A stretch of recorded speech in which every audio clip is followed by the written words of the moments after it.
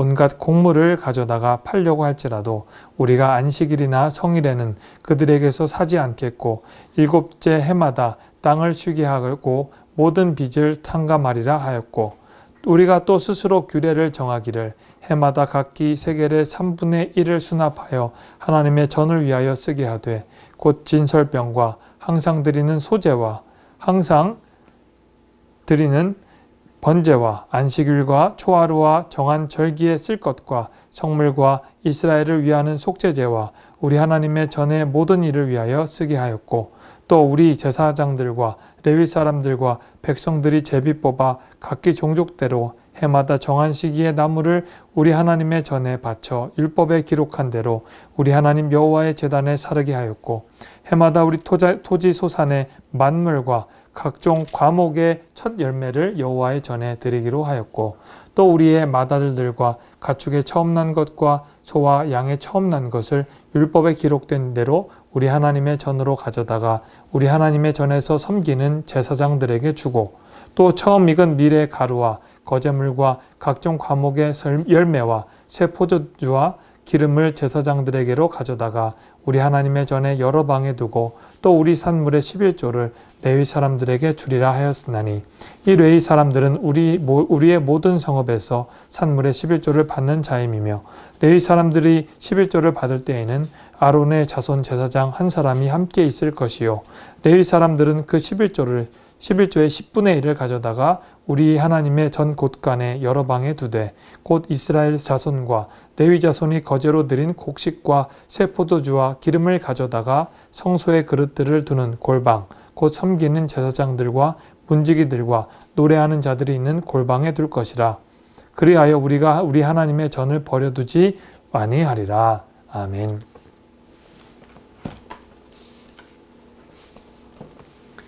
오늘은 거룩이 필요한 세 곳이라는 제목으로 하나님의 말씀을 나누도록 하겠습니다. 우리가 지난주까지 느헤미야 말씀을 약 9번 나누었습니다. 9장까지 읽고 오늘은 10장 말씀 차례입니다. 성벽을 건축한 이스라엘 백성들이 얼마나 기뻤는지 우리가 느헤미야 9장까지 내용을 통해서 잘 묵상하였습니다. 그 안에 하나님의 말씀이 심기니까 자연스럽게 회개가 일어났습니다. 하나님과의 만남을 통해서 그들 가운데 회개의 열매들이 맺혔고 회개를 통해서 이스라엘의 영적 부흥의 전성기가 도래하였습니다. 그 어느 것 하나 부족한 것이 없는 상황이었습니다. 그들의 삶 가운데 아멘이 넘치는 그런 상황이었죠. 지금 교회를 보자면 막 부흥하는 교회 건축도 마치고 그 안에 살아있는 하나님의 말씀으로 가득 차서 생동감이 넘치는 교회, 성도끼리 서로 사랑하는 그 교회의 모습이 아니었을까 생각하고 있습니다. 여러분 이런 공동체를 꿈꾸지 않습니까? 저는 우리 한마음 사랑교회가 지금도 하나님의 은혜로 가득하지만 더 영적으로 거룩해지고 하나님의 그 온전하심으로 입혀지는 그 날을 꿈꾸고 있습니다. 이스라엘 백성들이 바로 그 날을 맞이하였습니다. 그랬더니 어떤 일이 일어났는지 바로 오늘 말씀을 통해 묵상하기 원합니다. 그들 마음 가운데 이제 거룩의 새 옷을 입는 시기가 다가왔던 것이었습니다. 하나님 앞에 기도와 말씀으로 영적인 균형으로 잘 나아가니까 예전에 낡은 부대를 버리고 새 부대에 담는 역사가 일어났던 것이었습니다. 자연스럽게 이전에 죄악의 찌꺼기들 그리고 죄악들이 그들의 눈 가운데 자연스럽게 보였던 것이었습니다. 새로운 집을 여러분 한번 레노베이션 했다고 생각해 보십시오. 집을 레노베이션 하면 그 레노베이션 하시는 그 공사하시는 분이 열심히 레노베이션 해주셨는데 예를 들어 문고리 하나를 옛날 것으로 놔뒀다면 그것이 얼마나 눈에 잘 띄겠습니까?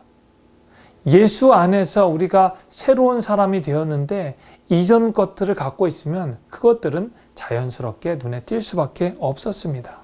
그것이 바로 새로 바뀌어져야 하는 부분이었습니다. 레노베이션, 새로 개혁되어야 되는 부분이었습니다. 이스라엘 백성들 가운데 개혁되어야 하는 거룩이 필요한 그 세 곳을 알아보면서 우리의 삶 가운데 필요한 그 거룩의 자리, 세 가지 자리가 어느 곳인지 알아보는 귀한 시간이 되기를 바랍니다. 첫 번째는 가정입니다. 이스라엘 백성들 가운데 가정이 거룩해져야 했습니다. 오늘 말씀 28절 제가 읽도록 하겠습니다. 그 남은 백성들과 제사장들과 레위 사람들과 문지기들과 노래하는 자들과 느디님 사람들과 및 이방 사람들과 절교하고. 오늘 말씀을 저희가 1장 1절부터 27절을 읽지 않고 28절부터 바로 읽었습니다. 9장 말씀에 이스라엘 백성들이 많은 은혜를 받고 하나님 앞에 결단합니다. 결단하고 나서 이스라엘의 제사장들 그리고 레위 사람들, 노래하는 사람들이 자기의 이름을 써서 그리고 다큐멘터리에 만들어서 서명을 하고 하나님 앞에 맹세하는 일을 하게 됩니다.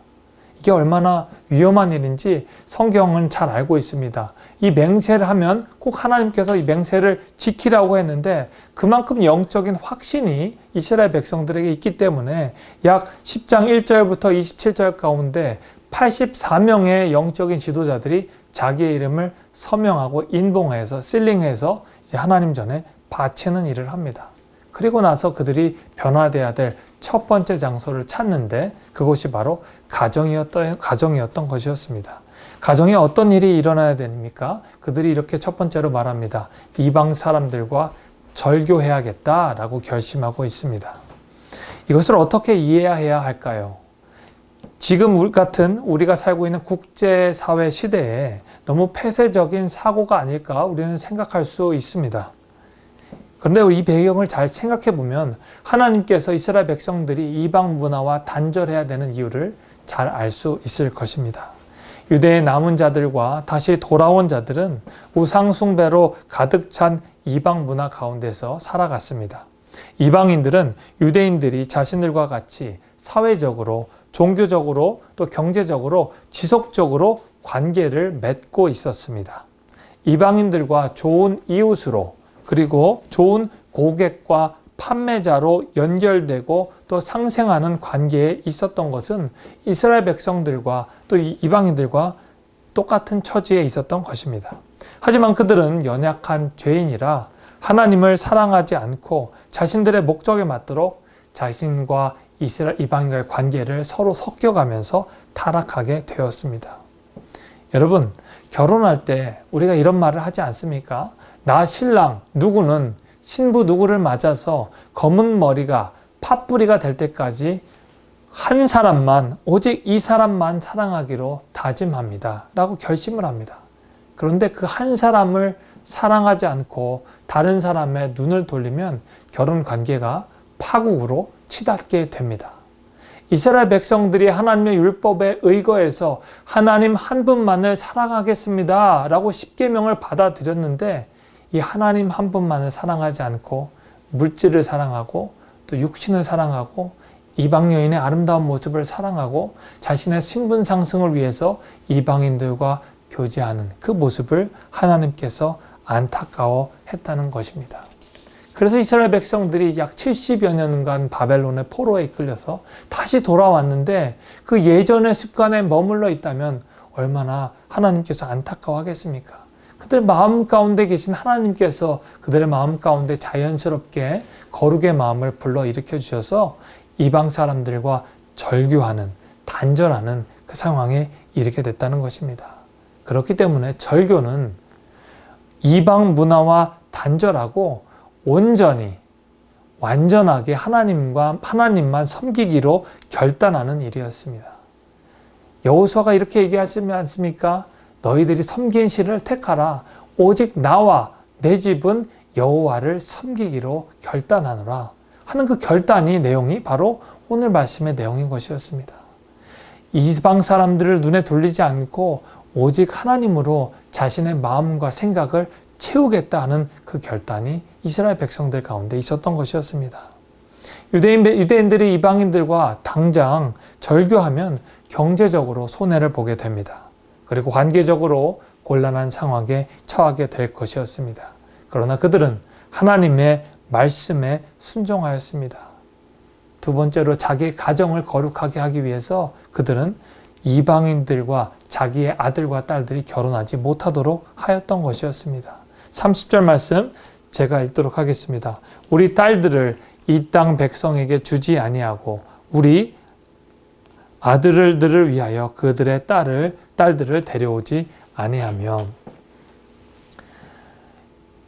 이것을 잘 이해해 봅시다. 자기의 아들들과 딸들을 이방인들에게 주지 아니하겠다, 국제 결혼을 시키지 않겠다라고 하면 참 자기의 자녀들이 속상할 수도 있을 것입니다. 자기들이 사랑을 하는데 왜 결혼하지 못하게 하느냐, 부모님에게 대들 수도 있습니다. 그런데 이스라엘 백성들이 이방 사람들과 결혼하는 목적은 분명히 있었습니다. 그들은 결혼을 해서 신분 상승을 하려는 목적도 있었습니다. 그 중에 대제사장의 손자였던 한 사람이 산발랏, 여러분 산발랏과 도비야, 게셈이 이스라엘 백성들이 성벽을 건축하기 위해서 끊임없이 방해하는 것을 기억하지 않습니까? 그 중에 한 사람이었던 그 호론 사람 산발랏과 결혼을 하는 일이 있었습니다. 그런 것처럼 자신의 신분 상승을 위해서 이방인들과 정략 결혼하는 것이 바로 유대인들의 상황이었습니다.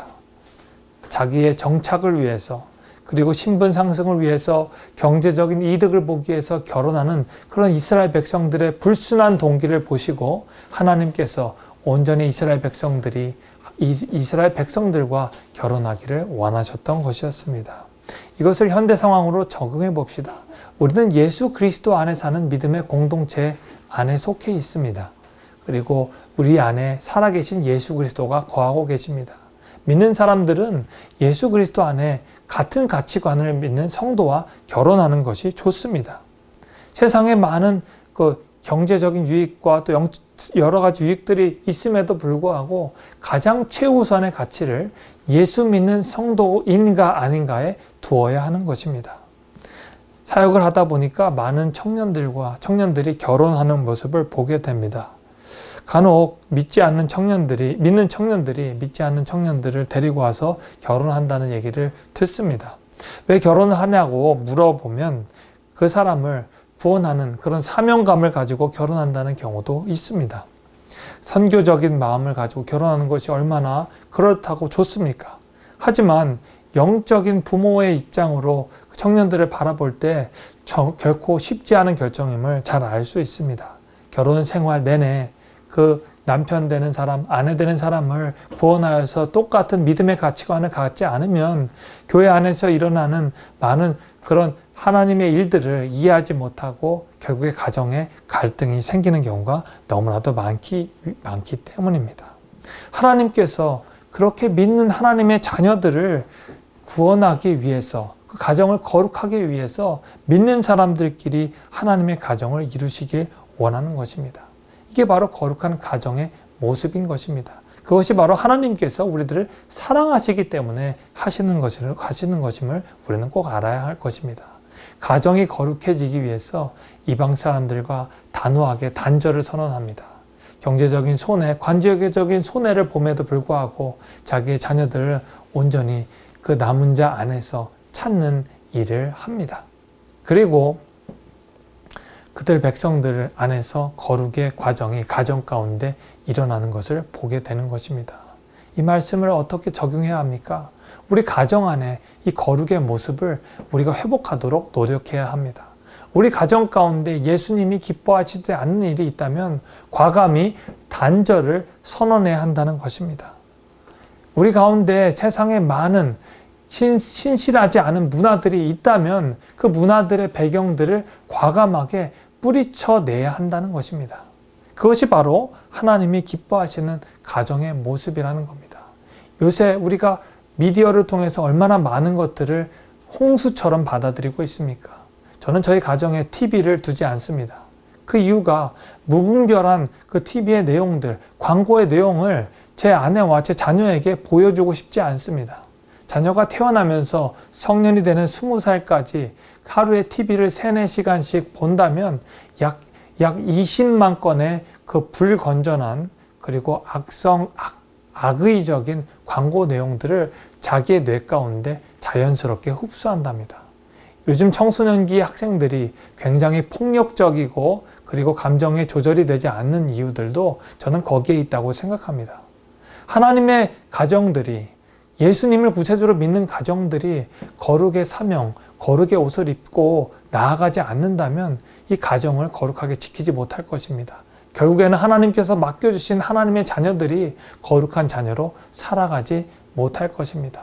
세상적으로 조금 지식이 떨어질 수 있을 수 있지만 우리는 세상의 것들, 건전하지 못한 것들과 과감히 단절해야 될 필요가 있습니다. 그것이 바로 하나님께서 저와 여러분들을 거룩의 자녀로 부르신 목적입니다. 두 번째, 이스라엘 백성들이 거룩을 위해서 집중했던 장소는 바로 자기의 시간이었습니다. 말씀 31절 제가 읽겠습니다. 혹시 이 땅 백성이 안식일에 물품이나 온갖 곡물들을 가져다가 팔려고 할지라도 우리가 안식이나 성일에는 그들에게서 사지도 않겠고 일곱째 해마다 땅을 쉬게 하고 모든 빚을 탕감하리라 하였고. 아멘. 31절 말씀의 내용이 무엇이었습니까? 이스라엘 백성들이 안식일을 거룩하게 지키겠다는 겁니다. 안식일에 물물 거래를 하지 않겠다는 겁니다. 그리고 일곱째 해 안식년이라고 하죠. 일곱째 해 안식년에는 땅을 쉬게 하겠다, 이런 결단을 합니다. 7이라는 수는 완전수죠. 일곱째 날은, 그러니까 일곱째 숫자로 기록할 수 있지만 하나님의 날이라는 뜻을 갖고 있습니다. 일곱째 날이 토요일이다, 일요일이다, 이 관점에서 우리는 벗어나서 정말 일곱째 날은 하나님께서 우리에게 주신 우리의 날이기도 하지만 하나님의 날이고, 우리가 신약적으로 해석하면 우리의 구세주 되신 예수 그리스도께서 부활하셔서 우리의 구세주가 되신 주님의 날인 것입니다. 그렇기 때문에 이 날은 우리가 거룩한 단절을 통해서 이 시간을 하나님 앞에 온전히 드리도록 해야 된다라는 뜻에 있는 것입니다. 그래서 이 안식일을 거룩하게 지키기 위해서 이스라엘 백성들은 그 7일째 날에 단절을 선언했던 것이었습니다. 그리고 일곱째 날에 세상의 만물들도 일곱째 해에 세상의 만물들도 쉴 수 있도록 안식년을 허락하셨던 것이었습니다. 땅도 여러분 7년째 쉬면 땅이 생기를 얻습니다. 그래서 땅이 새 힘을 얻고 또 다시 그 땅의 원기를 가지고 곡식들을 심었을 때 많은 열매를 맺을 수 있는 것입니다. 그리고 우리 인간은 어떻게 되어 있습니까? 하나님께서 우리에게 6일 동안 열심히 일하고 또 7일 때는 쉬면서 하나님이 주신 은혜를 생각하며 주님께 영광 돌리라고 한 것이 바로 우리 인간의 생체 리듬인 것입니다. 그 창조 질서를 우리가 망각하면 안 되는 것입니다. 과부하가 걸려서 우리가 열심히 일하다가 어느 순간 우리의 몸이 망가질 때 이렇게 하면 안 됐는지, 안 되었지. 우리가 하나님이 쉬라고 하는 그날은 쉬면서 하나님을 보아야 하는데 그런 생각을 하지 않도록 우리는 하나님이 주신 그 창조의 시간과 휴식의 시간을 구별하고 또 하나님이 주신 이 거룩의 안식일 주일날을 거룩하게 지켜야 할 줄로 믿습니다. 우리가 첫 번째 하나님 주신 가정을 우리가 상징했고 두 번째 시간을 말했습니다. 세 번째 무엇일까요? 우리가 물질을 구별해야 하는 것입니다. 오늘 말씀 우리가 32절로 38절까지 내용이 이렇게 나와 있습니다. 제가 32절을 하나 읽겠습니다. 우리가 또 스스로 규례를 정하기를 해마다 각기 세겔의 3분의 1을 수납하여 하나님의 전을 위하여 쓰게 하되. 오늘 말씀 32절은 이렇게 나와 있습니다. 각기 세겔의 3분의 1을 수납해서 하나님의 성전을 위해서 쓰게 해야 된다. 지금 말하면 하나님의 교회를 위해서 3분의 1을 구별하여서 우리가 헌금을 내야 한다라고 되어 있는 것입니다. 32절로 38절까지는 4가지 종류의 헌금이 나와 있습니다. 성전에 드리는 성전 헌금, 그리고 하나님 앞에 나무를 태워드리는 번제, 그리고 첫 열매, 소출의 첫 열매를 드리는 하나님의 예물, 그리고 자기 소득의 10분의 1을 드리는 11조의 예물을 가지고 있습니다. 왜 이렇게 헌금이 많아? 라고 생각할 수도 있습니다. 그리고 당시 시기가 얼마나 어려웠던 시기였습니까? 이스라엘 백성들이 성벽 건축을 막 마친 시기였고, 그리고 남은 자로 이스라엘 백성들이 있던 사람들도 있지만 이 바벨론 포로로 들어와서 살면서 정착하기도 바쁜데 이스라엘 백성들 가운데 소득이 넉넉하지 않았을 것입니다. 그럼에도 불구하고 하나님께서는 이 세겔과 그 예물들을 하나님 앞에 드리길 원하셨습니다. 왜 그렇게 하셨을까요? 인자하시고 자비하시고 노하기도 더디하시는 하나님께서 저와 여러분들에게 이렇게 물질을 하나님 앞에 드리라고 하는 이유는 무엇일까요? 바로 예수님께서 하신 말씀에 답이 있다고 생각합니다. 물질이 있는 곳에 우리의 마음이 있기 때문에 그렇습니다. 우리의 물질을 하나님 앞에 드리는 것은 우리의 마음을 하나님 앞에 드리는 것에 있기 때문에 그렇습니다. 여러분, 그러니까 이 말씀을 여러분의 삶 가운데 잘 생각해 보면 우리가 물질을 드렸다고 끝나는 것이 아니라 우리의 물질을 드릴 때 하나님 앞에 이 마음을 하나님 앞에 온전히 드릴 때 이 물질의 가치가 있다는 것입니다. 이 물질을 거룩하게 구별하여서 하나님 앞에 드리는 이 귀한 축복이 있기를 바랍니다. 그래서 이스라엘 백성들이 이 물질을 구별해서 성전세, 번제, 첫열매, 11조를 하나님 앞에 드립니다. 여러분, 11조를 드릴 때, 첫열매를 드릴 때 마음이 어려운 분도 계실 줄 믿습니다. 그런데 이 11조를 말라기서에서는 온전한 11조를 드리라 라고 말하고 있습니다. 온전한 11조는 무엇일까요? 11조는 단순히 우리가 번 돈 100불에 11조 10분이면 10불을 드리면 되는 건데 이 10불이 온전한 10불이 어떤 뜻일까요? 바로 이스라엘 백성들이 소출을 드릴 때 열매들이 그대로 똑같지 않지 않습니까? 그 중에 온전한 것, 가장 귀한 것, 제일 좋은 한 개를, 10개 중에 한 개를 하나님 앞에 드리라는 것입니다. 하나님 앞에 최고의 것을 드리라는 것입니다. 양이 10마리가 있으면 그 10마리 중에서 비실비실한 양을 드리는 이스라엘 백성들도 있었습니다. 어차피 그 양은 죽을 양이니까 그걸 드리면 괜찮지, 그걸 드리면 괜찮겠지 하는 마음이 있었다는 것이었습니다. 하나님은 그 예물이 온전한 예물이 아니라고 말하는 것입니다. 그 예물을 드릴 때 하나님께서 주셨음에 감사하면서 예물을 드릴 때 이 예물이 하나님께서 진정 받으시는 예물이 된다 말씀하고 있는 것입니다. 여러분, 그만큼 물질이 중요합니다.